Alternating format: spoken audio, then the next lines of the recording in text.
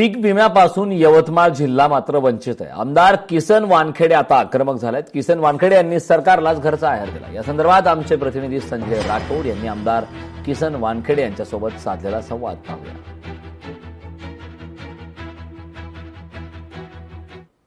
भारतीय जनता पार्टीचे आमदार किसन वानखेडे हे कृषी मंत्री यांच्या दालनामध्ये सरकारी अधिकाऱ्यांना घेरलं आणि त्या ठिकाणी शेतकऱ्यांचे प्रश्न का नाही तुम्ही घेता आणि शेतकऱ्यांना का पीक विमा देत नाही, एकीकडे मोठ्या प्रमाणात या ठिकाणी जे आहेत शेतकऱ्याचं नुकसान झालं असं त्यांनी ज्या अधिकाऱ्यांना धरलं ते आपल्यासोबत आहेत.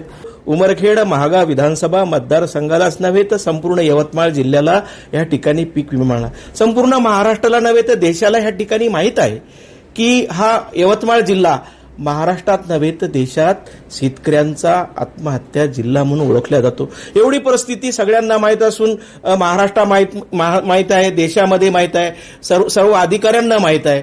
परंतु आमच्या यवतमाळ जिल्ह्याचा ह्या ठिकाणी विचार झाला नाही. कुठेतरी कृषी अधिकाऱ्यांनी जे अहवाल सादर केला तिथे कुठेतरी चुकी झाली. संपूर्ण यवतमाळ जिल्ह्याला ह्या ठिकाणी बघण्यात आलं. त्यामुळं माझा शेतकरी ह्या ठिकाणी अतिशय दुःखी आहे. वास्तविक पाहता शेतकरी हा माझाच नाही, महाराष्ट्राचा नव्हे, सर्व देशाचा बाप आहे आणि तो जर सुखी असेल तर आम्ही सुखी आहो. आणि त्या दृष्टिकोनातून मी सत्तेतला जरी आमदार असेल तर माझ्या शेतकऱ्यासाठी मी लढलं पाहिजे, झगडलं पाहिजे. त्या दृष्टिकोनातून विधान भवनामध्ये सुद्धा या ठिकाणी पीक विम्याबाबत प्रश्न उचलला. एवढंच नव्हे तर मामाला कृषी मंत्री दत्तात्रय भरणे मामाला विनंती केली, मामा माझी विनंती आहे, माझ्या शेतकऱ्यासाठी तुमच्या दालनात एकदा बैठक लावा, माझ्या शेतकऱ्यासाठी कुठेतरी न्याय मिळेल तुमच्याकडून आशा आहे. आणि त्या दृष्टिकोनातून मागील जी बैठक झाली त्या दृष्टिकोनातून त्या ठिकाणी मी संबंधित अधिकाऱ्यांना जाब विचारला. संजय राठोड, लोकशाही मराठी, यवतमाळ.